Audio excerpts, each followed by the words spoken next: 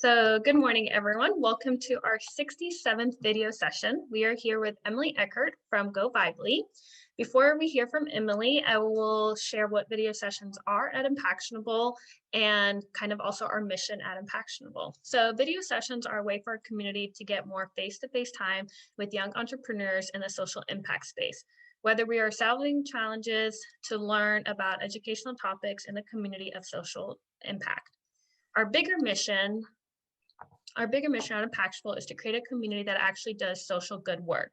So thank you everyone for being here. I'll introduce myself, then Skylar will go next, and then I'll introduce Emily. So my name is Bora Lachi, and I'm the project manager here at Impactionable. Skylar, I'll turn it over to you to introduce yourself. Hello, my name is Skylar McGuire Rollins. I am the marketing intern at Impactionable. Perfect. Shabani, do you want to go next? Yes, hi, I'm Shivani. I'm one of the co-founders of Impactionable. Thanks for being here. Perfect. Ty? Sorry, I was muted. Hi. Yes, I run a startup called Energy Efficiency, which is here in South Africa. And I was invited by, I think, Bora, yeah? Yeah, so basically, we work with communities. Thanks. Perfect. Thank you, Kai. And then Ty? Hello, my name is Tyresha. I go by Ty, and I'm honestly just here to learn more about business and kind of soak in any new information to kind of give me what I need on my own journey for starting a business. Thank you. So I'll introduce our speaker today. So Emily Eckert is the founder and CEO of GoViably. It's a consulting team that creates strategies to build resiliency and environmental responsibility into your business model. This workshop also shares 5 key categories within which your business can transform to meet the needs of your customers, the planet, and the bottom line. So Emily, I will now turn it over to you. Thank you. I'm so excited to be here because it's one of my greatest pleasures is empowering people and strategizing and troubleshooting and seeing how we can all move forward to having a cleaner, better, stronger, more resilient future. So I'm going to share my screen. Perfect. Okay, so how can we bring your business into the future? So first you have to start where you are, right? Where are you now and where are you heading?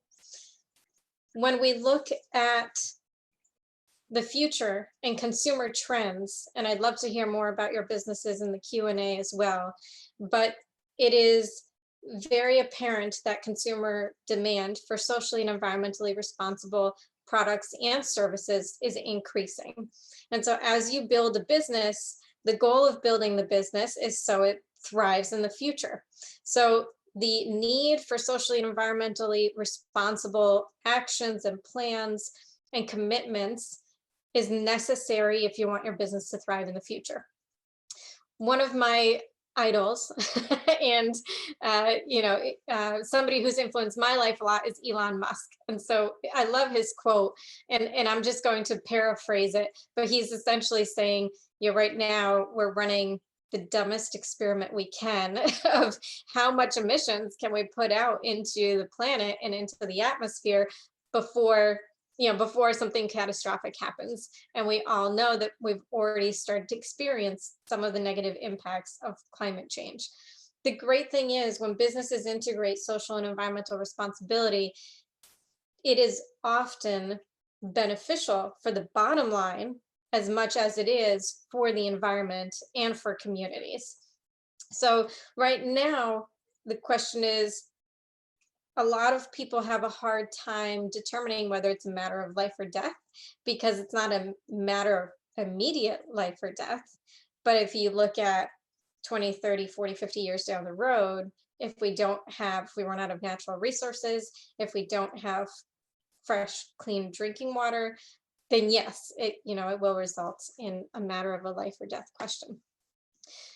So how can you actually integrate social and environmental responsibility into your business? At GoViably, we look at it through 5 key categories of a business. So if you look at many different business industries or sectors, you have offices, you have retail, you have manufacturing, you have municipalities. How can we narrow that down into 5 key buckets? We see those key buckets as being the company culture, because that's where everything begins. Building utilities and management, innovation and operations, supply chain, distribution and transportation, and waste management and product life cycle. And we'll go into these a little bit more in depth. As I start reviewing each category, I'd love for you to jot down what are your challenges in that category. So during the Q&A, we can start brainstorming some of those solutions, some of those ideas and strategies. So with company culture, it is the root of a successful business. Integrating social and environmental responsibility into corporate culture and company culture means that all your team members are being influenced and directed in a positive way. When team members feel confident and supported and surrounded by a fulfilling, impactful environment, they're more likely to stay at that company for a longer time. They're more likely to put more effort into their job, be more innovative, not be afraid to suggest solutions that they may have, because they wouldn't be afraid of just being turned down. And for you as leaders and as management, you also build up more trust with your staff. So when looking at social and environmental responsibility in the sense of corporate culture, you're looking at it from a lens of your team members, as well as the social responsibility in a supply chain, which we'll look at a little bit later, as well as implementing strategies like, let's have a sustainability tip at the beginning of every team meeting and have it at the forefront, especially with a lot of businesses that Impactionable is supporting and working with, which are mission oriented, needing to make sure that that mission mentality is ingrained throughout, not just in the mission of the business, but also in the mission of how that business operates day to day. Building utilities and management. During COVID, there's been a lot of buildings that of course have been shut down or are being used at a lot less volume as before. But the building utilities and management is one of the most tangible ways that you can improve your carbon impact and your environmental responsibility. Oftentimes, again, this is a perfect scenario where when you create an energy efficient building, you're actually helping your bottom line as well, because the operational costs are going to remain less. When you look at renewable energy, if you can install solar, you're essentially prepaying your energy and the building will have free energy once it's paid off. Innovation and operation. Innovation and operations is an interesting one, because we live in a time period, I apologize. We live in a time period where innovation is very, very important on how we're going to tackle the social and environmental crisis that we're in. Innovation can span from the way that you develop a product to the way you offer a program to your clients and your customers. And again, I'm going to borrow this from Elon, but he talks a lot about the first principle thinking, this concept of boiling down the process to the fundamental parts and then rebuilding it back up from there. We often get stuck in this mode of things have always been done that way, so that's why we do things that way. And we need to start thinking, just because things have been done that way doesn't mean that that's the most effective and efficient way of doing things now. Whether that's the way that you approach your customers, whether that's how you physically manufacture a product, the actual process, whether that's how do you transport the product? How does the product look, right? Maybe backpacks for the longest time have looked a certain way, but maybe there's a more efficient way to make a backpack, or a more efficient way of carrying things than just a backpack. Supply chain, distribution, and transportation. We are right at the edge of electric vehicles starting to ramp up. So although we don't have electric 18-wheelers yet, we're getting there in the next 5 to 10 years. I can see that that would be a norm. In the meantime, there are still things that you can do as a business to decrease your carbon impact from transportation and distribution. That can be the actual logistics and programming of distribution. Geographical location. Do you have a warehouse that's within X amount of miles on average from your customers? Do you share space on a cargo container that's half full, so the fuel isn't being used for a half full container, but it's full? So there's many different things in addition to electric vehicles that we can do already. And when we look at developing a business, you're looking at leveraging the technology that you currently have while being innovative yourself. So I'm going to repeat that one. You're looking at leveraging the technology that you already have or that already exists to innovate yourself and your own products. Waste management and product lifecycle are really integrated. They go hand in hand. The product lifecycle at this point, oftentimes, once the product is done being used, it's up to the consumer as to how it's going to be discarded. But as a manufacturer, product development expert, you have the ability to make the product easier or harder to dispose of in an environmental way. Looking at how can we create a product using biodegradable materials? If they're biodegradable materials, are they ones that can biodegrade in your own backyard, or do you need a commercial composting facility to degrade them, to process them? And so when we look at it, you need to make sure that the design itself of the product is where that innovation starts, where integrating that social and environmental responsibility starts, because it ultimately affects the end. So it's that idea of a cradle to cradle concept with a product. So those are the several ways or categories within which you can integrate social and environmental responsibility. What's really important for any leader, for any business owner, is to know that you have an impact. It's also important to know that it's up to you whether that impact is positive or negative. Regardless of what you do in the world, you have an impact. It's up to you whether it's negative or positive. And so I would like to encourage you to jot down some questions or some ideas in these categories, or even general business questions that pose maybe a challenge that you've come across, and we can brainstorm some ideas. Perfect. Thank you so much, Emily. So while everyone is working on jotting down their questions and ideas, I want to ask Emily some questions before we turn over to the audience. So I kind of just want to start off with a little bit more about your professional background and how did you get to where you are today, and what tools or resources helped you along the way to get to where you are today? Sure.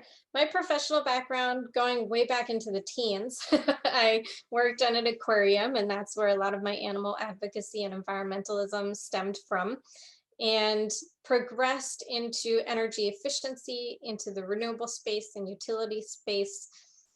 And to answer the question of skills and tools, the biggest tool is not being afraid to ask questions.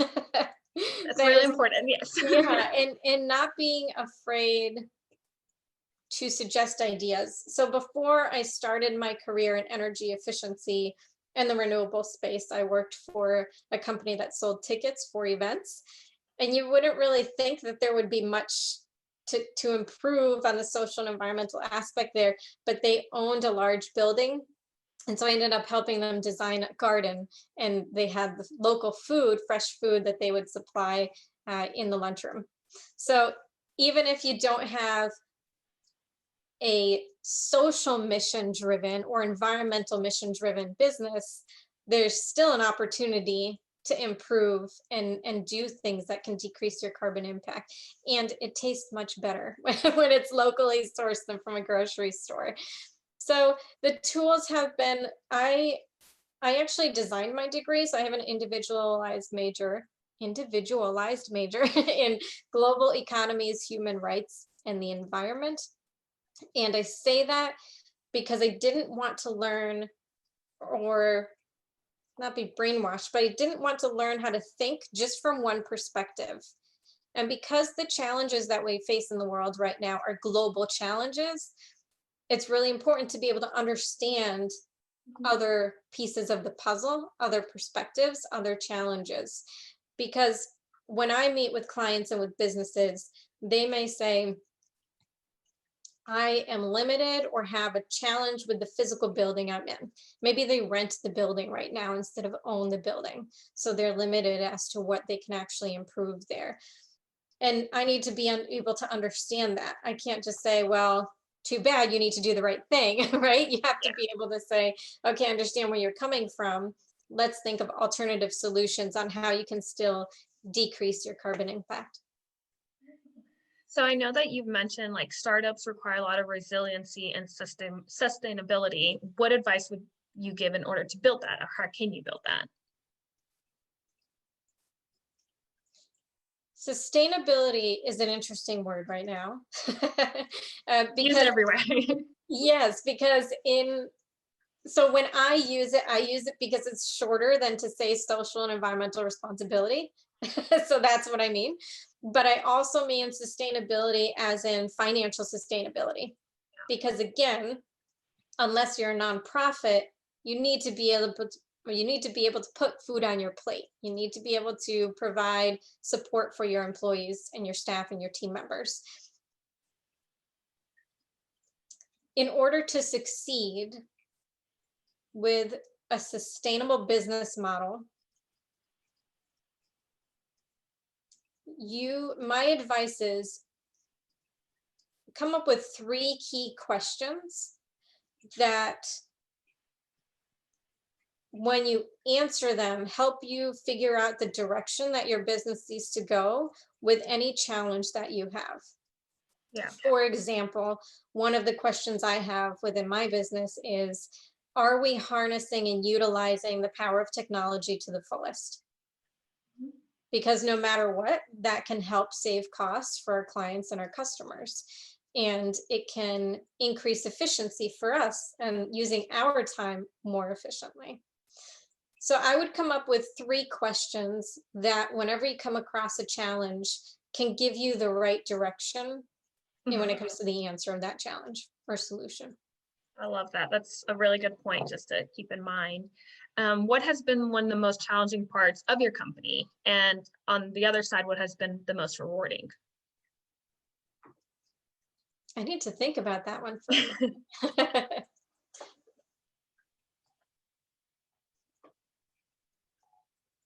One of the biggest challenges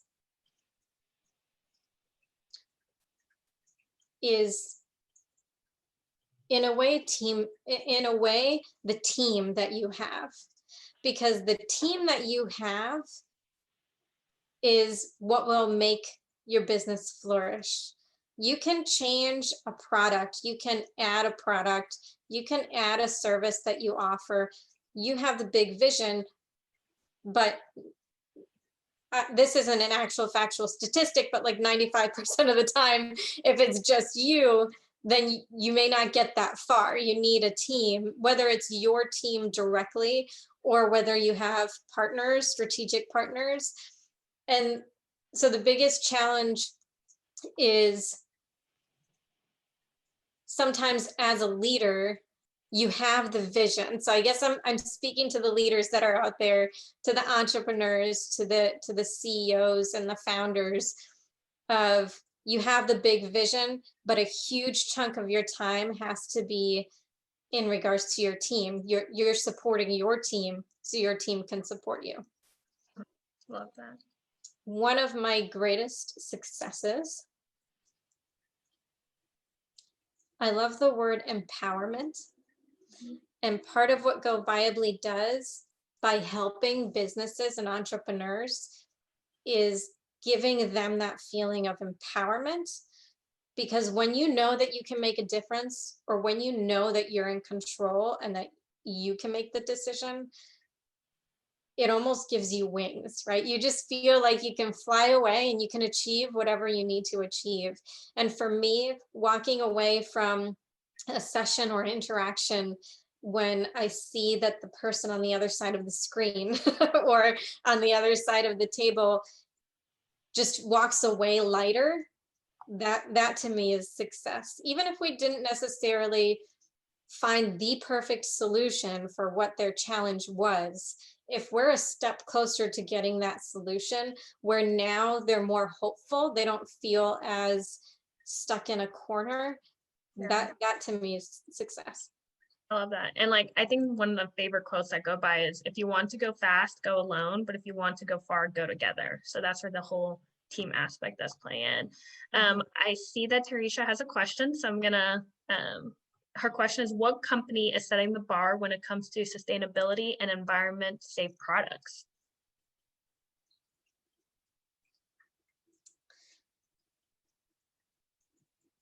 I guess one of the ones that comes to my mind is Patagonia, clothing company, sports clothing company. They are integrating recycled fishnets into, I think, their baseball caps. They've for a long time been transitioning to a socially responsible supply chain. So they're a great company that has that integration from the beginning. And then there's a lot of companies. Unfortunately, I'm not a big, I don't remember a lot of statistics, but when you search for companies, you'll see a lot of the large companies are now transitioning and making commitments to renewable energy, or transitioning to the products that they use, the actual raw materials that's being used. And it takes longer when they have a large supply chain.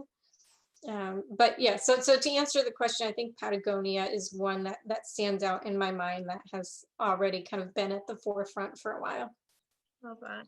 I know one of kind of the biggest things for startups is funding. You know, that's one of the big issues to start, to succeed. So in 2019, the failure rate of startups was around 90%, which is really high. And then research concludes that 21.5% startups fail in the first year, 30% the second year, 50% the fifth year, and 70% in their 10th year. Can you talk a little bit more about that, or how that number, that percentage can decrease, or what resources should startups take? Sure. And this is my opinion on what I recommend. What I recommend is making sure that as the CEO or the leader or the founder, that you take the time on a regular basis to circle back to the vision and circle back to the game plan, because game plans change, and you need to make sure that it still aligns with where you're going. And it's okay that they change. We all know that building a business is not a straight shot, right? I've already learned that you may have a specific vision in mind of how you're going to get from point A to point B, and then something pops up that you never even thought of, but it could help you get to point B faster. Yeah. Or it could derail you.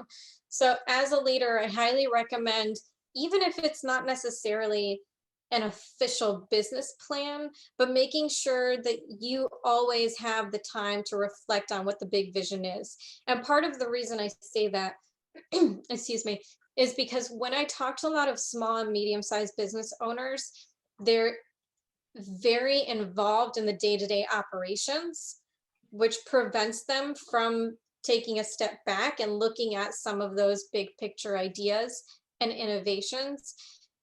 And I feel that at times that can delay their progress because they're so focused on, okay, who's opening, who's closing? I need to go deliver this to a customer.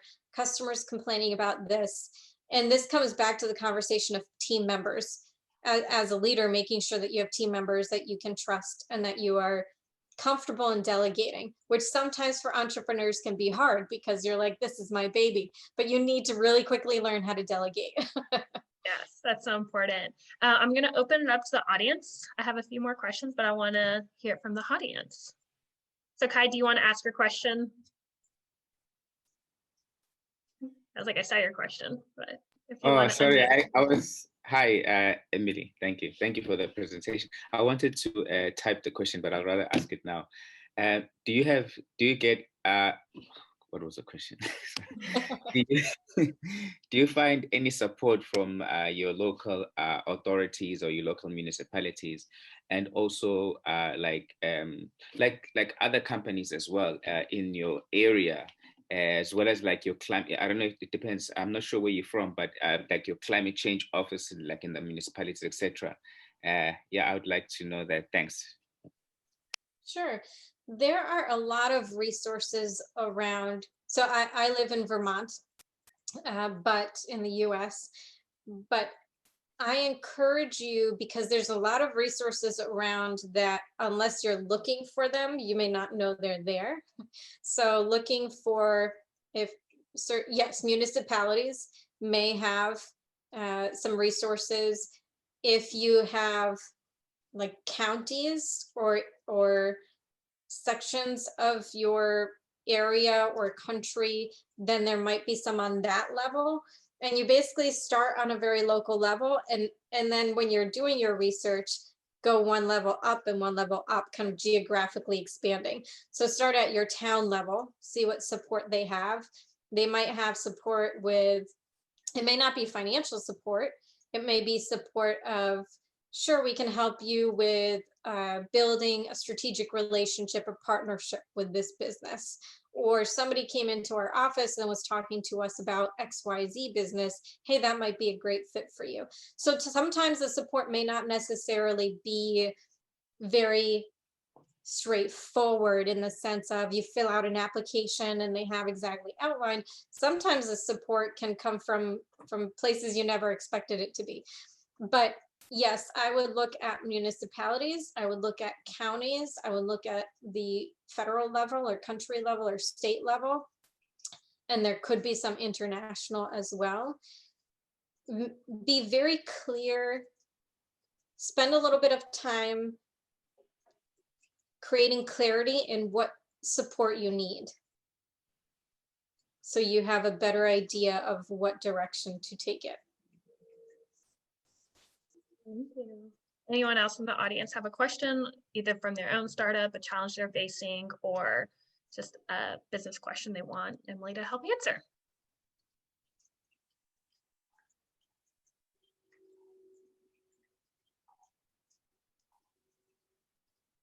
And I'll encourage you too, if you want to share a little bit about your business, and if there's a specific section in that list of categories that maybe you're struggling with. I know Tyresha has a question. She goes, what are the best ways to make homes sustainable? Oh, I love that question. That is one of my favorite things to talk about. And can you remind me where you're located? Tyresha's in Dallas. Yeah. Dallas. Okay. So homes and being sustainable. So number one, take a look at what your utilities are, whether you use gas or electric. I'm not too familiar with Dallas if you use oil or natural gas or what the prevalent heating source is. But when we look at carbon emissions, two of kind of on the residential scale, well, even commercial actually, two of the highest emitters of emissions of pollution of carbon is transportation and heating. So I highly encourage you to look at what heating source do you have If it's a fossil fuel source, heat pumps are a wonderful piece of equipment. I installed 2 in my home. So it's called heat pumps. There's multiple different brands that are out there, and it's a unit that both heats and cools. So also with climate change, as it gets hotter and hotter, having an AC, which is not just a window AC, is also more efficient and is typically more cost effective. LED lighting is probably something that you've heard of often. LED lighting saves on operating costs, and you have to buy them way less frequently. Insulation is really important, whether it's insulation around the windows.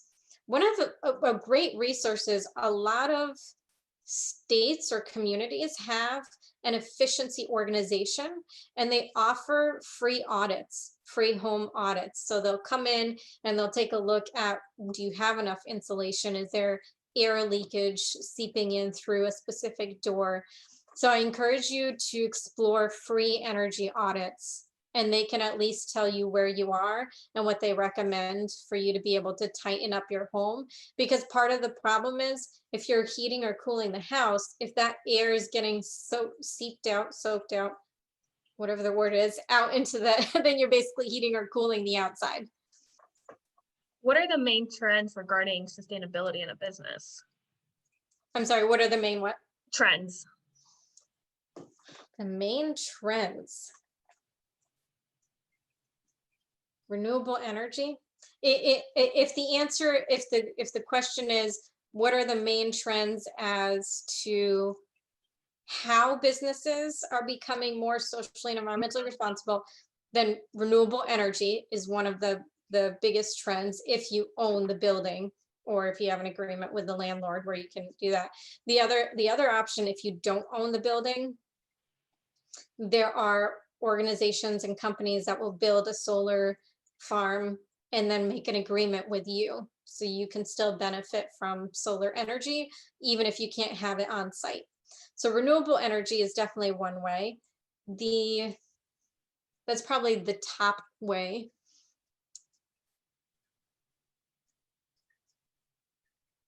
The materials being used, well, let me take that back. There's probably a tie between the materials being used to produce a product and the social transparency of a supply chain is slowly starting to get there. Supply chains are they're like a detailed, intricate web. So it's not that easy to transition a supply chain, depending on how large it is. If it's small, then it's easy to say, sorry, if you don't provide this product, or if you use, if your manufacturing is in a country where they're paying $1 a day and has a bad working environment, as a leader, you have the ability to say, no, I'm not going to work with you. But you also need to make sure that you saying that doesn't result in a gap of time where you don't have a product to give to your customers. So there might be an overlap as you're researching, and you have to kind of line that up properly. But yes, I would say more and more also looking at the type of material that's being used. I have a cell phone case that is made from recycled CDs. I know CDs are going out of style, I guess. Yeah. People, the younger generations may not even know what that is, but yeah, so there's just empty CDs all over the world, and this company said, hey, we can make cases for cell phones out of that. So I do see more and more product manufacturers looking into the raw materials. How would you, in your words, define sustainable entrepreneurship? Sustainable entrepreneurship is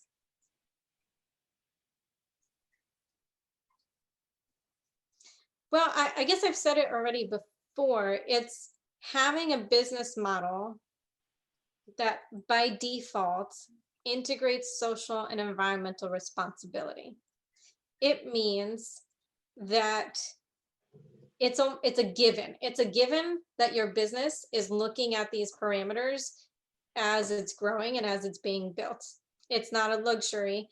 It's not a afterthought. It's part of the business. Yeah.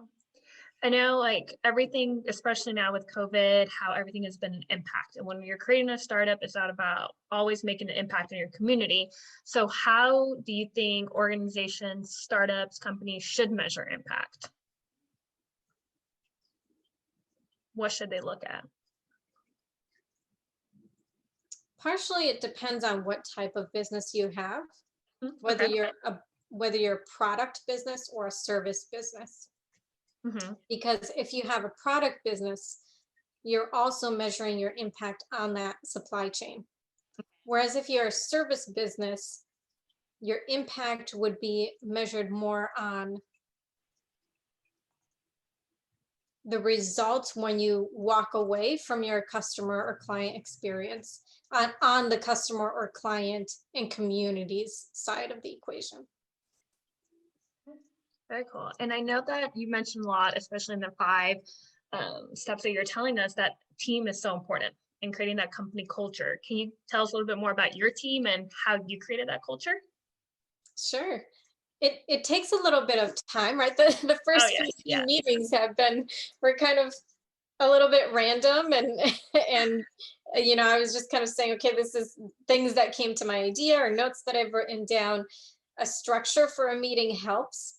Mm-hmm. So I've now created a structure, and part of that structure, especially these days, because we're all typically meeting in front of a computer, or a lot of people still work from home, so we do like a little stretch. And I have another person that I kind of follow a lot is Tony Robbins, and he always draws the connection of your physical body with your emotional and mental state.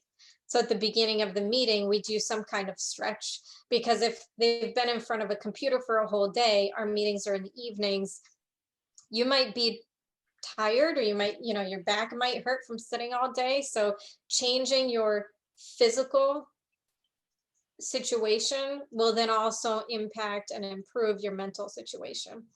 And then we talk about the sustainability tip. And I've done that through other companies that I've worked for as well. And again, it needs to be, if you have a sustainability tip, or if you are a socially driven business or startup, whatever that topic is, let's say you are helping with refugees.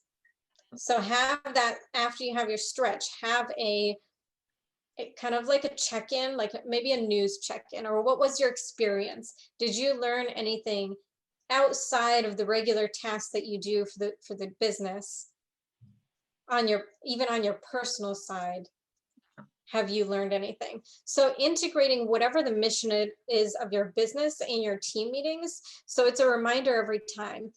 Because sometimes in team meetings, again, you just get involved in the actual tasks and what you need to do.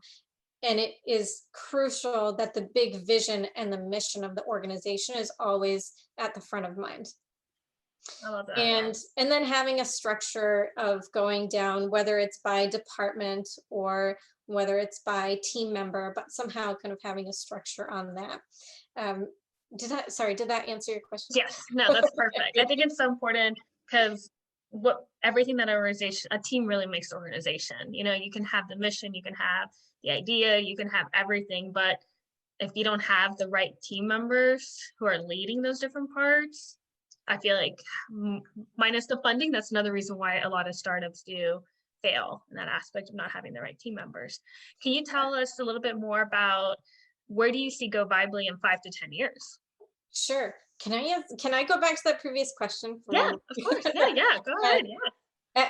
Again, as leaders and as the founders and entrepreneurs, it is also important to show a little bit of the humanity of your human side, right? So if you made a mistake, it's okay. Obviously, if it's $1 million mistake, you may not want to share it with the whole team, but if you have a small mistake, it's okay to share it with the team, because you want to cultivate a culture where the team will be comfortable acknowledging if they made a mistake so they can get help avoiding it next time, and having the team meeting be a safe place. So they're comfortable either sharing a mistake or a challenge that they're having.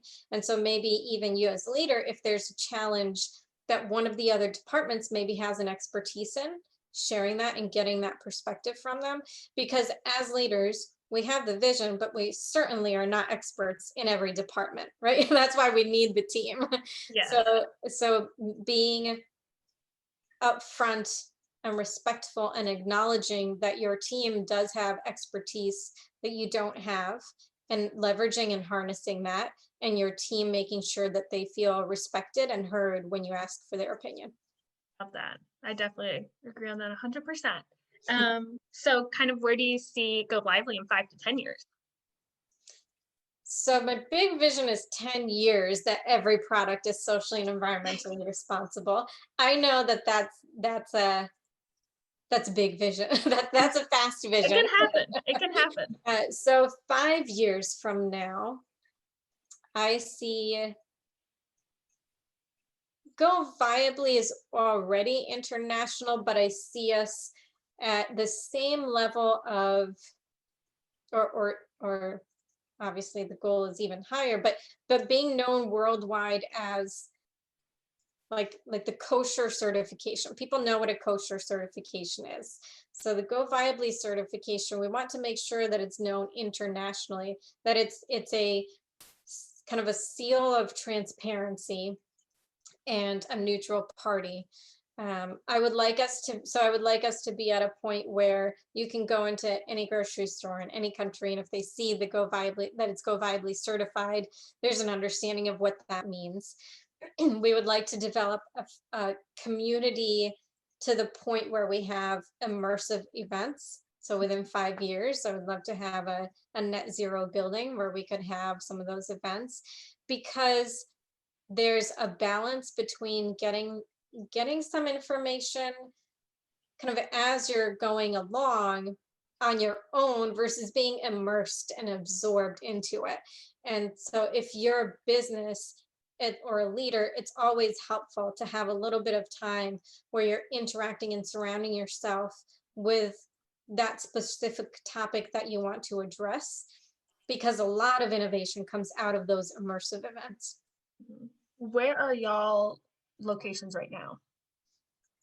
So I'm in Vermont, and then I have team members in Michigan, in Connecticut, we have a couple in Canada, and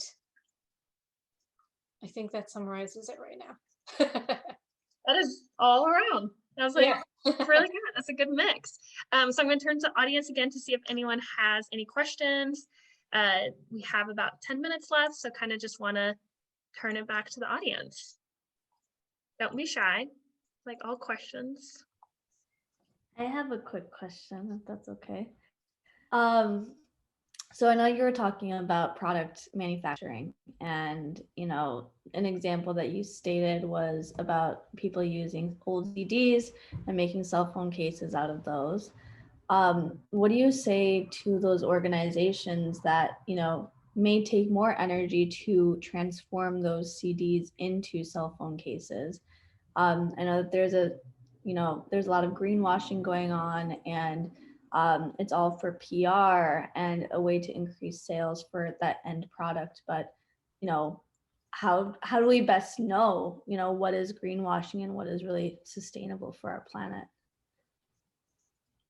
Thank you, Shivani. I really like that question because it's such a challenging question. It is true of this term of greenwashing, and again, the support of the consumer demand is the trends are going up for socially and environmentally responsible products. So making sure that when businesses say they're sustainable, that they really are. I will admit that there are still situations where I assume that one product is more sustainable, and then our engineer says, well, it really isn't because XYZ.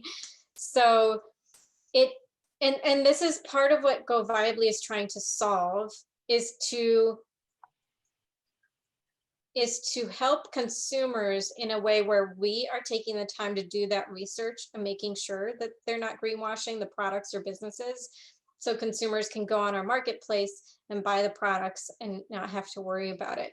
But there are situations, you know, for example, I'll use bags, like grocery bags, shopping bags.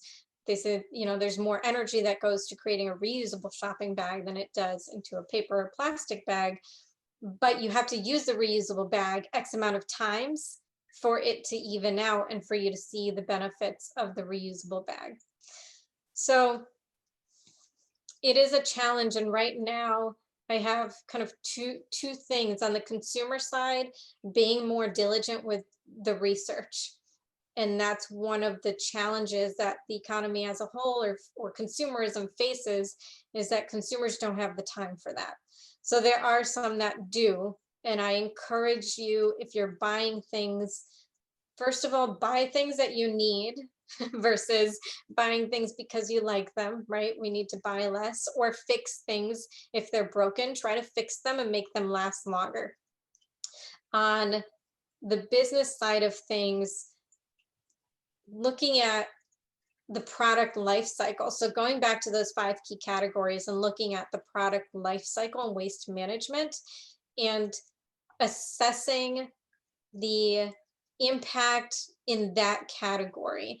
There will be times where you may have to leverage the technology that's best right now while you're innovating. So one key phase of a business is the scalability, right? Is the scalability step of the process. So there may be times where you're going to have to provide a smaller product or a product with specific resources in order to actually get your revenue started, in order to start getting sales.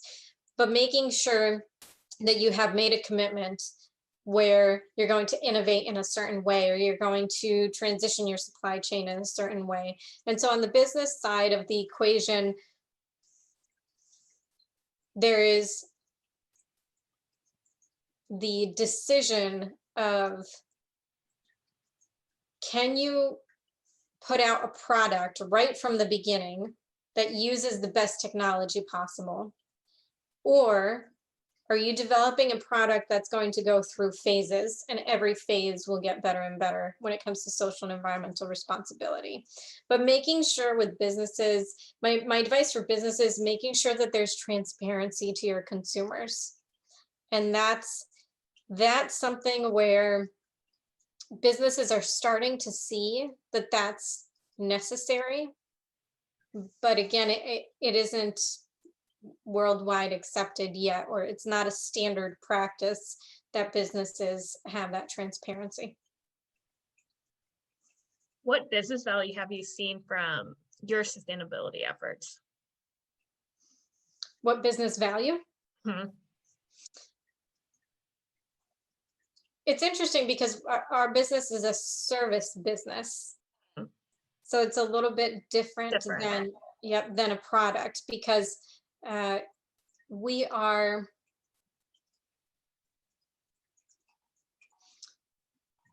our service, our impact isn't measured by the physical, by a physical object that somebody is purchasing from us.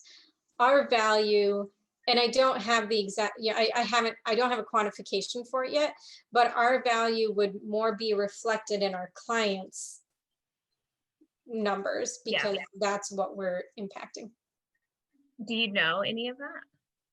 I don't. Okay, I was like, can you talk about it? Another question I have is basically, we'll close in a few minutes, but who inspires you, or what inspires you? So I mentioned him at the beginning. Elon definitely inspires me. I love it, yes. Because he's a visionary, and he jump-started.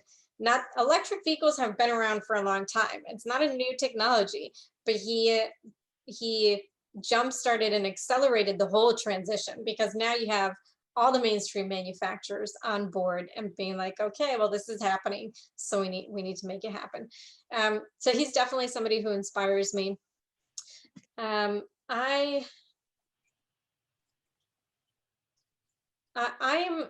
I'm inspired by nature because so I don't have kids. I'm really close to my niece and nephew, and I look at them growing up and I think, what are we leaving to them? Number one. Number two, just stepping outside in my yard and seeing beauty or watching videos. I watched a video of pandas going down a slide. Aw. But just knowing that there's so much beauty. My favorite animal is whales, and I'm saying all this because it breaks my heart that there's a possibility that these animals and biodiversity in nature can become extinct or can be ruined. And this planet is an amazing planet, right? I mean, we as a society wouldn't be where we are if it wasn't for the resources of the planet. So I'm inspired because I look out my window and I want generations to come to be able to look out the window and see what's there. And I think a life without that would be really sad. And I think if we can, if humanity can tackle this crisis, it would be one step in the right direction for kind of that next level of consciousness as a humanity on a whole, which now we're getting into a philosophical conversation, but it's such a huge challenge that I think when we come out on the other side stronger and more resilient, it will alter and improve the way that humans and countries interact. That's amazing. And Tyresha wrote, overfishing is a very big issue. Yes, I will say one of my pet peeves has always been the people who say, I'm a vegetarian, but I eat fish. That's one of my pet peeves. But yes, I agree with you, Ty. It is a very big issue in many ways. Right. And I just wanted to say really quick, this is Tyresha. I just wanted to say that a lot of people are unaware of the impact that we're making in our daily lives on this planet. And, you know, we don't know unless we educate ourselves. And so looking at documentaries that are available, like on, you know, Netflix and Hulu, like educating yourself and actually making a difference is what's going to save this planet. And so the fact that you work with GoViably is great. You know, if there were more opportunities for me to learn to how I could, you know, help save the community, I would. And, you know, just kind of focusing on making those opportunities available to people, I think more people would participate in it. Absolutely. Yeah, and Ty, if you're a leader in the community, and obviously as we come out of COVID or even doing virtual events and being that facilitator of, you know, the sharing of information, I highly encourage you to do that.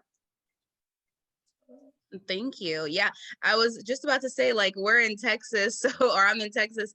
And so I'm like, what's around here? What can I, you know, what can I do to help my community, help my state, you know, that will eventually go nationwide and, you know, around the world. And so I applaud you for what you do, because it takes a lot to really actually learn and then do something about it.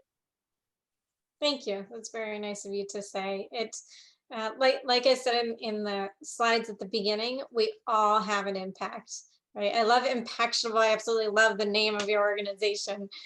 So it's up to us whether that impact is a positive one or a negative one. I love it. We definitely agree. Making an impact can be really small. That can lead into big changes around in the future. Shivani had a question. What are some of the documentaries you would recommend? If that's to me, I know Ty mentioned documentaries. I will admit I have not watched Seaspiracy. I highly do recommend it. I've watched other documentaries by him. I know I'm going to be bawling my eyes out the whole time, and I've done research and you know, there's a reason why I'm on a plant-based diet, but I highly recommend. I agree, Ty. Seaspiracy. Racing Extinction is another really good one. Racing Extinction. You know, one of the Leonardo DiCaprio, he does a lot of great documentaries and is ingrained and has the resources to do the research. And there's a documentary that was by Sir David Attenborough, and he's been in this space of environmental conservation for, I think, 60 years. He's in his 90s. So to watch something where he's watched this evolution firsthand with his own eyes, learning from people like that, or Jane Goodall, same thing. She's been around for such a long time and has seen the impact. So learning from people who have actually witnessed it firsthand is I think, powerful. Amazing. I'm going to add those on my list to watch. So I know we are wrapping up, and I'm so sad because I guess like we can talk about this for another hour. But Emily, thank you so much. We appreciate everything that you are doing. It's amazing, and we are looking forward to see the more impact you and GoViably are going to be doing in the next 5 to 10 years, but I feel like it's going to be sooner than that. I will send an email out to everyone after this meeting with everyone's contact information so everyone can connect via LinkedIn and just keep these conversations going offline as well. A few little announcements and resources that we would like to share in Impactionable. We do have our social impact job portal. So if anyone is looking to have jobs in the social impact space, please visit our job portal. Also sign up for our newsletter to stay updated. And we're going to take a quick photo as well. So so we can post this on our social media sites. But yes, sign up on our newsletter to stay updated on our current events, what's going on in Impactionable. And then you can see more amazing entrepreneurs just like Emily who are making an impact in our community. And we look forward to seeing everyone in our next session. Thank you, Emily. Thank you so much. And thank you for the participation.